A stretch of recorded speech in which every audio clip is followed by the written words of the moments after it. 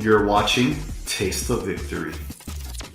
Teppen is probably the most popular it's been since launch because of the new Battle Network set that just came out, so to celebrate it and help a lot of people out, here is 4 deck profiles on the best decks for each color to use for the new Battle Network set. So first up is green. For our hero, we are using Chun-Li because she has the hero art Kikosho, which gives all of your units shield. This is a really strong hero art because it's pretty cheap, but also green in this set is focused around comboing your units to get their growth effects off, big stat bonuses, and shields. So being able to get free shields out to everything again is huge to keep you guys alive and make it miserable for your opponents. So let's go ahead and get a breakdown of the mechanics that we're going to support with this deck. Main thing here is Quest. Quest is a mechanic where if you tap it here, you can see what it does, but basically is you'll level up when you fulfill the required conditions. And the required conditions for this deck are split into 2 sections. Either another friendly unit levels up, demonstrated here by land, or a card is added to your X pocket, demonstrated here by Stone Man. So ideally you want to put out guys first to level up by having a card added to your X pocket, and then you'll play out cards that search on summon, like Mail.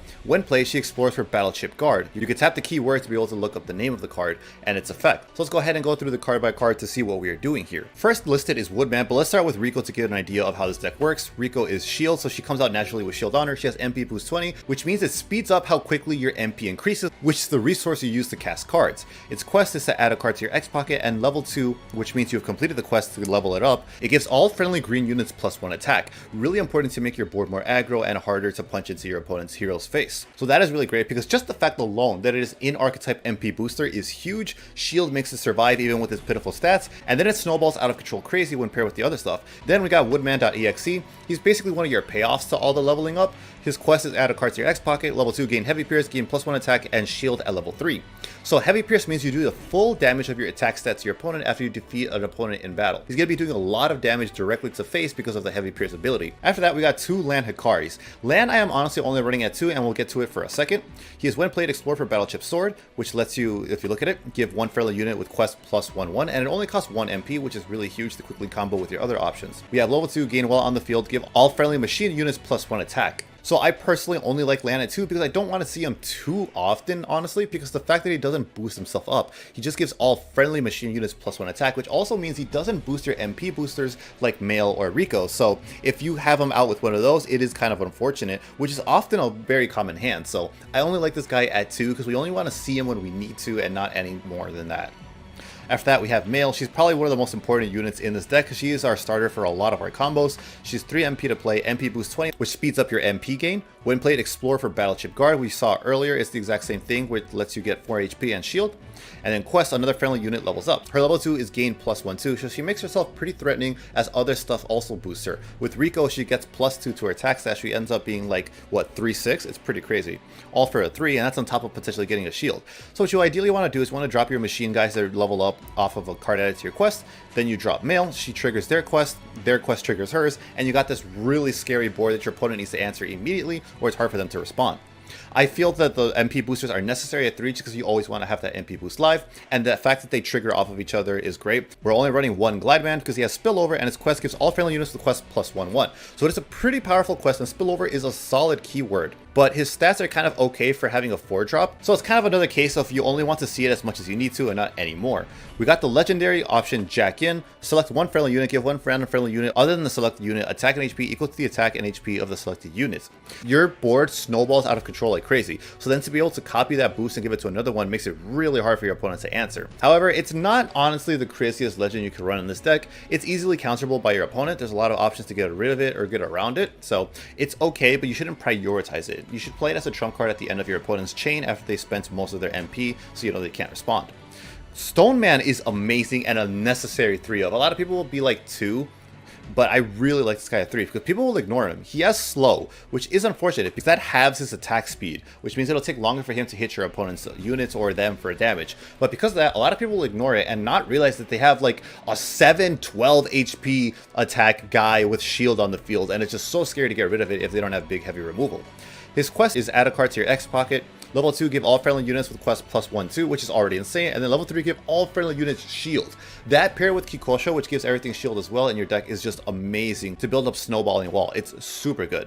After that, we got our legendaries. We have Roll. She has when played, look for battle chip Gargantuous, which gives your hero, when a friendly unit is placed on the field, give that unit +1/1 and inflict seal on the unit in front of it, which is really important to make sure you shut off your opponent's effects. What seal does is it stops them from like having effects on the field anymore, so that can make some really threatening monsters a non-issue. Its level up is another friendly unit levels up. Level 2, give all friendly units shield. Level 3, gain +1 attack and combo. And level 4, give all friendly units with quest nullify damage for 13 seconds. That is huge, especially since the visual indicator for it isn't that clear, really. Unless you've been playing for a long time, but even then I think you could easily get tripped up with thinking it's Veil. But yeah, it nullifies damage. So a lot of people will be spending like damage to try to remove it, not realizing they're playing into it and wasting the removal. So that card is incredible. Gain +1 attack and combo is already scary enough, because with the rest of your board, this thing could be swinging for like 6 on average once you get to level 3, because combo doubles your damage. So it's an insane card. And then finally, we got Megaman.exe, the man himself. It's basically like a board clear nuke that comes out. Rush meaning it starts this attack gauge closer at your opponent. When played, activated the following effects based on the number of time friendly units are leveled up. 3 or more explore for Hado Shot, which Hado Shot gives your hero, when a friendly unit is placed on the field, give that unit agility, shield, and then damage the unit in front, 5 damage to the unit in front of it, which makes it a really good comeback card to seal the game. 5 or more deal damage to the unit in front equals the number of times friendly units have leveled up, and you level up easily in this deck. So this is like a solid 7 to 8 damage, clearing most things in the game on summon. And then 7 or more, it gains +4/4 and spillover. This thing is so scary when it comes out, all for only 6. It's kind of ridiculous. Finally, our cheap options at the beginning, we got shield, because you always want to be able to stack these to block and stuff to make it hard for your opponent to get past your walls. Then we got a personal attack whirlwind. Deal 1 damage to 1 random enemy unit equals to the attack of 1 friendly machine unit. If a unit is destroyed by this damage, add 1 whirlwind from your deck to your X pocket. So this card is really cool. We're running it at 3 to make sure we always have like multiple instances of this live, you know, to add it to our X pocket. Traditionally in green, the gimmick is getting your HP ridiculously huge, so a lot of damage effects are based on your HP. This one, however, is based on attack. Normally that wouldn't be too good, but you could get pretty ridiculous in green with all your units comboing. So you could get like easily up to 7 and do 7 damage and clear something, and then it'll set off your other quests to level up when a card is added to your X pocket. So I really like this as removal to be a little bit more aggro in an otherwise combo-centric defensive deck. Disarm to seal your opponents, because you want to turn off effects as quickly as you can. And we have the legendary, the End of Fate. Inflict seal on 1 friendly unit, then inflict seal on the unit in front of it, and change that unit stats to 2/2. So even if you seal your own guy, that does not reset their stats. It only resets your opponent's. So this card is really good to get rid of a monster that's running out of control. It's like a panic button, basically. It's super useful, especially at the end of a chain of action cards. This does come in the Street Fighter Star deck that you can purchase for 500 gems. I really would recommend just like saving your gems for the season pass when it's not free. But if you were able to put, like if you're going to spend and get the little deal that gives you 500 gems, I think it's worthwhile to get it just for this, so you don't have to like hope to pull or waste your souls on it. And finally, we have Battle Chip Guard, because this card is crazy. It triggers your X pocket effects by adding 1 shield, and then it gives something 4 HP. So really solid, we're running 4 of that. Finally, last card, give all friendly units to quest shield. So just basically a Kikosho for 2 MP. This card is amazing, and paired with Kikosho, it makes it so annoying. Now, I think you could easily take this deck and substitute Mega Man X and use the Gaia Armor Super to give everything bail, so you can pump up your guys without worry of being responded to with an option removal. So very great card, very great hero as well. You can use this with Chun-Li or X. I think Chun-Li just gets a little bit more edge and competitiveness, but this is the deck for green. It's awesome, and I like it a lot. Tons of fun, and you basically get all of the cards in this from the starter deck that you get for free just by watching the tutorial if you recently downloaded the game. So very easy, and probably the easiest one to build for new players out of this video. So that is Mega Man. Let's go ahead and look at purple with Chod. So the hero for this is Ada Wong, because the blackout hero art is 19 MP, or AP is what they're called when you use a super. And what it does is it banishes 1 unit with 3 or less attack on the field, so it's an auto-free activation of anything that triggers off a banish effect. This deck is focused around banishing your opponents by different conditions, like Chod banishes a 3 MP unit, Elect Man banishes something with 4 MP or less, and we have some removal options as well that banish. So it's based off of triggering effects. They're all quest off of banishing something. Let's go ahead and go by the card really quickly. Foresight is just a 1-cost option. It's basically a free draw 1. In Teppen, this is basically a +2, or +1 technically, because you're replacing the Foresight. But whenever you play a card in Teppen, you also draw. So you're getting a cycle off of playing this card, and then you're getting a draw into your X pocket. So this is really good if you're bricking like just 1 to fill up space. PET, remove one friendly unit from the game, then give one random unit with quest in your hand or X pocket plus 2/2. I only like one of this because I have felt like it's a little cloggy if you see more of it too early. But basically, if something is about to be deleted, like your opponent is about to push like 7 damage on something, you just use this to pump up something in your hand instead, because you gain benefits off of banishing stuff, you know, so you're higher your banish count. Certain cards on the field, seeing one of your units get banished, it's really beneficial to you, so it's barely a drawback. So I do like it as 1, but once we see too many of it, you don't want to see it early, so I only like it at 1. We have Monster. He's honestly just kind of filler. When placed on the field, give one random unit card with quest and an MP cost of 2 or more in your hand or X pocket minus 1 MP. Remove this unit from the game after 13 seconds. So that is really good to be able to then combo into something faster, and if he doesn't get removed in time, he triggers something's banish effect off. Like, you have things that benefit off of your own units get banished as well, so it's really useful there. And we have Count Zap. This is the MVP of the deck, honestly. This guy's ridiculous. He's a 4/6 for only 3 MP, which is ridiculous stat line. But also the drawback is when a friendly unit is placed on the field, remove this unit from the game. So the idea is that even though that's a drawback, you would play something like Elect Man that gets a benefit off of your own units getting banished. So that's only a plus. You get to make a stronger Elect Man. Well, so what I like to do is start the game by dropping this guy off, let him get a 4-hit chip into your hero, and then playing something else that benefits off of his banish. It's such a good combo. Like, you could play this dude and Proto Man. Start your turn, wait for 9 memory, play this dude, get a chip in, play Proto Man. It's ridiculous. Good combo. After that, we have one bombman.exe. You could definitely consider upping this guy because I think the shield is really important in this meta to make sure your stuff lives. But he naturally comes with shield. Quest, another unit is removed from the game, which is really easy for us. Level 2, gain 1/2, so he becomes 3/4. And level 3, gain death, deal 4 damage to one random enemy unit, which is really important to chip away at our opponent's monsters in this format. So you could definitely consider upping him. I would drop a little bit of Cyborg, I think, to up him to 2 to 3 copies if you're planning to do that. So that's him. He's pretty cool. Then we have Unforeseen Interference. Negate an action card that costs 3 MP or less. There is a lot of really good 3 MP or less action cards in this format that are really momentum swinging. So having the option to negate them, I think, is really important, and it's awesome to have it. You could potentially consider running this at 2, but I think this deck doesn't have as much flexibility and needs to be able to play fast. So we're running it only at 1, so we see it when we need to see it, not any more than that. We have 3 copies of Battle Chip Hisenkyo V2. Remove 1 unit with an MP cost of 3 or less from the game. If there is a utility unit with quest on the field, remove 1 unit with an MP cost of 4 or less from the game instead. So very easy condition for us to meet, so we're usually going to be getting rid of stuff with 4 or less easily. Like, this can also be used on your own units, so again, if something's going to be removed anyways, and you have something on the field that benefits from it, you might as well self-banish it. But mostly you use it as removal to get rid of threatening monsters from your opponent. Then we got Arcane.exe, because for 1 turn, this dude's insane. Quest another unit removed from the game, super easy. Level 2, gain 1 attack.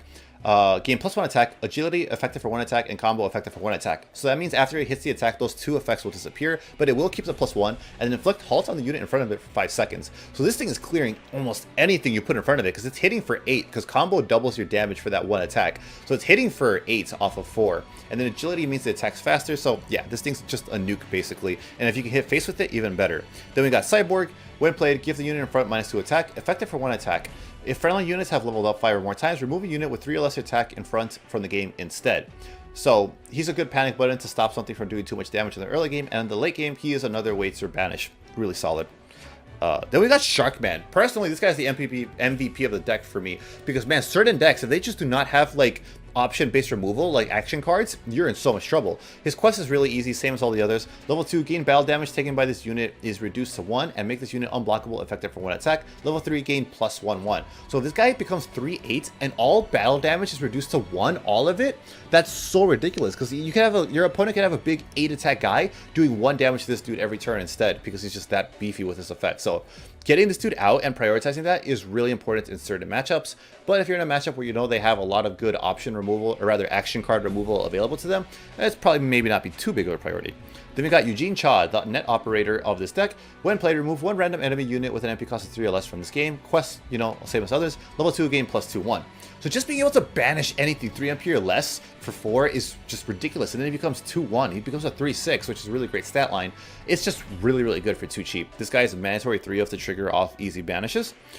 We got 1 Battle Chip Poogie. Remove 1 friendly unit from the game, then remove 1 random enemy unit from the game. So self-removal to remove one of your opponents. It's like non-conditional for your opponents. It's random, unfortunately, but it can potentially remove any threat, even stuff with Veil, so that's really useful. And if your stuff is going to die anyways, you can consider using it. This guy is super cloggy at 4 though, so I would not run more of it. And if you want to cut anything to up something else, I would cut Battle Chip Poogie. Now, unfortunately, I do not have these cards because I haven't built them, but I'm going to show you the best possible way to build this deck. So so we're going to show them anyways. Official Navi's power. Give your purple hero when a friendly unit is placed on the field, give that unit +1 attack, then remove the unit in front of it from the game.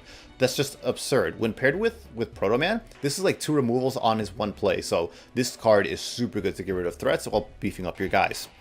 We have Electman.exe. When played, remove 1 enemy unit with 4 or less HP from the game. Level 2 gain +1 attack. Level 3 gain +4 and agility. That's amazing because you get rid of some really threatening stuff with a little bit of chip, and then you end up getting this beefy guy that has agility, which is so scary because your opponent has to immediately answer him, or you're chipping away a bunch of health. Another one I don't have just yet, Ninja NetNavi Shadowman.exe. Shadowman is basically like an infinite loop that you keep recycling him if your opponent keeps spending removal on him or he dies in battle. It's awesome, and the fact that he puts another one on the field to then be able to recycle himself later is just super good. So this is only really bad into the mirror because then they get banished and you don't get his on death effect, but other than that, he's an infinitely looping dude with agility. It's just so scary. This dude is amazing for pressure. And finally, we got Protoman.exe. He has Rush and Shield, which is insane for a 3/6 stat line. His Decimate, which means when he defeats something in battle, he gets this effect: remove 1 random enemy unit with 3 or less HP from the game. So he automatically fulfills his quest himself basically when he wins a battle. And level 2 is gain +1/6 and attacking. Move this unit to a random empty board slot. So it's really hard for this dude to actually be answered because your opponent will try to drop a blocker and he just moves to another one to an open spot. It's just ridiculous. Like, he's super pivotal and like he gives so much damage. It's awesome. So that is going to be the purple list. Basically what you're going to want to do is you're going to like hope to open count zap, drop him, get some chip in, maybe delete something else in battle, then drop a maybe Sharkman.exe because he'll automatically fulfill his battle damage reducing effect, which is amazing. Chod could be dropped to answer anything that is threatening 3 MP or below that is dropped.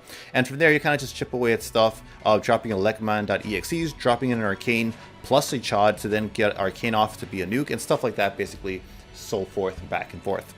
After that, we're going to red, which red is a pretty straightforward color. This is probably a more thinking version of the color though. So this is Gutsman.exe as the deck. Your hero is Rathalos because his dive attack hero art for only 19 gives you +2 attack and crush, which means you don't take counter damage when you hit an opponent's enemy unit. Paired that with Gutsman, who comes out for 5 plus whatever HP, that dude becomes a very scary, threatening monster. The combo here basically is you want to drop like a Dex Oyama in your opening hand, and then a Mr. Match into an opposing open enemy unit to level both of them up to get some stuff in your banish zone, and then also to get a big beefy unit in Dex.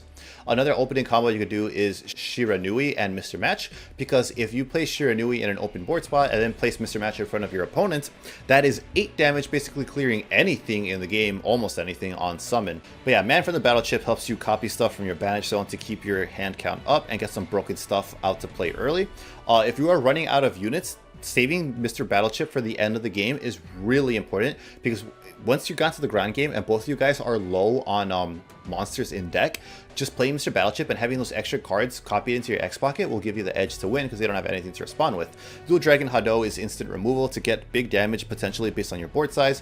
Battle Chip a Reamer is ridiculous because what this does is it removes 2 units in your deck and then deals 6 damage to 1 random enemy unit. We don't even care that it's random because 6 damage is mostly going to kill anything, and being able to remove 2 units from your deck ups your burn count, which ups your effects. Kageru is kind of a spicy tech that I am posting here. It has Rush, which means it automatically attacks, and then Ascended, gain +3 HP and attacking, deal damage to this unit's attack split among all enemy units. So pair that with Rathalos's dive attack to give it +2. It's doing 4 damage on top of attacking, so this thing will clear a lot of stuff pretty easily, and I really like Kageru a lot. Since we are leveling up a lot, level up effects do not discriminate. It could be growth or it could be quest. So since we're doing a lot of leveling up, this effect, Cyan and Silver, is amazing because like it does a lot of damage to your opponent while healing your guys up to make it more annoying for them to break through your walls. So this dude is a super great option. Dimitri is a similar idea where if you level up a lot, he'll become out as a big beefy guy with Rush. Guile just basically deletes anything on summon and then gets a bunch of damage in.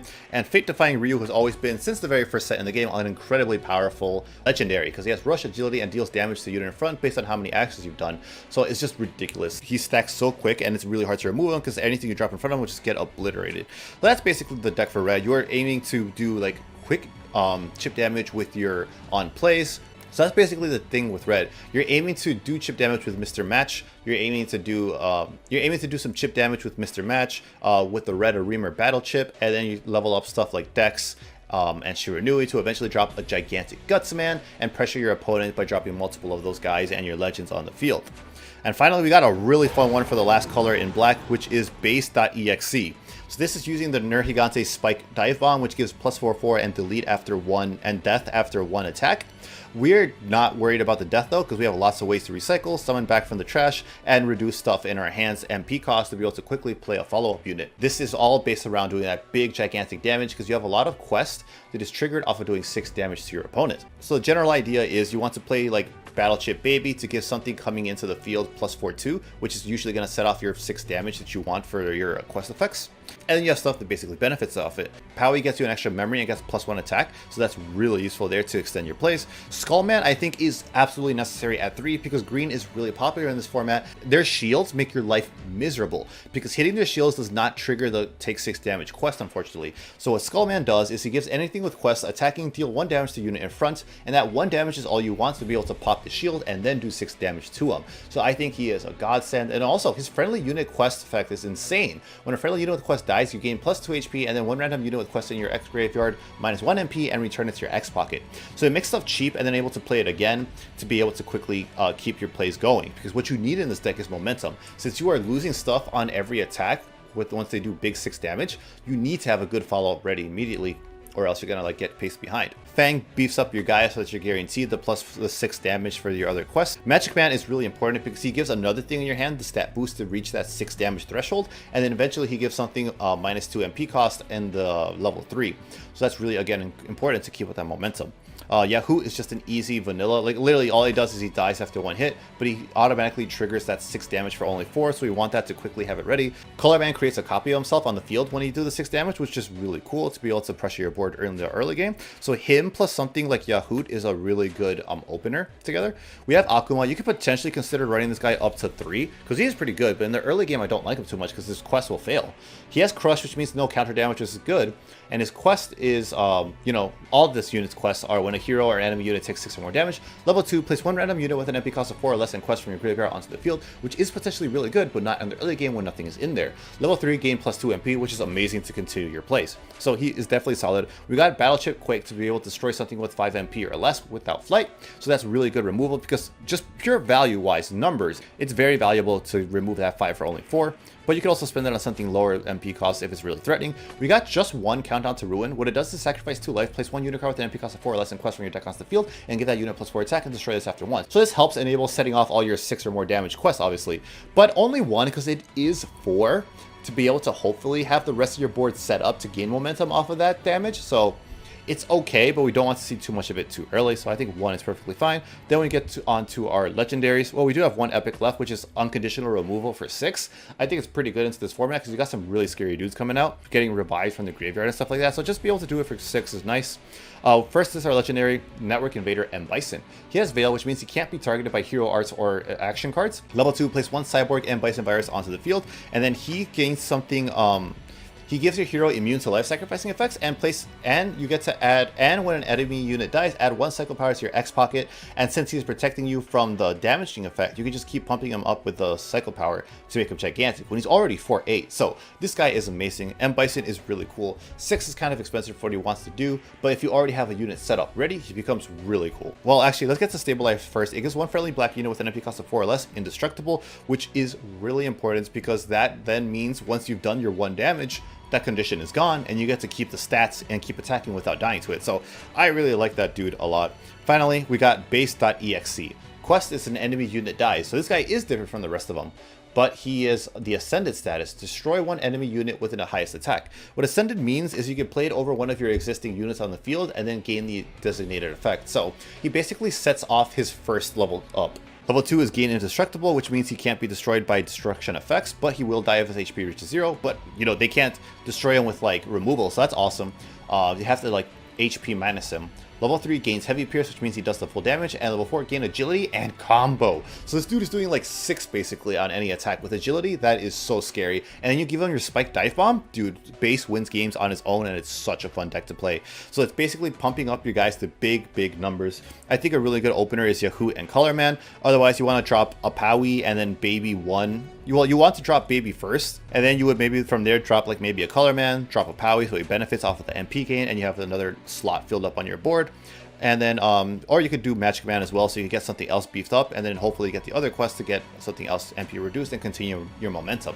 So it's basically just doing big damage and not being too worried that your guy died, or playing around it and getting rid of the destruction with stuff like Stabilizer. So I hope you guys enjoyed this video and found it helpful. Let me know how you guys are running your decks in the comments below instead, and I'll see you next time. Until then, remember to stay hungry until you get a taste of victory. And here are the QR codes for every deck. I almost forgot. I'll have to reveal myself and offer advice once in a while.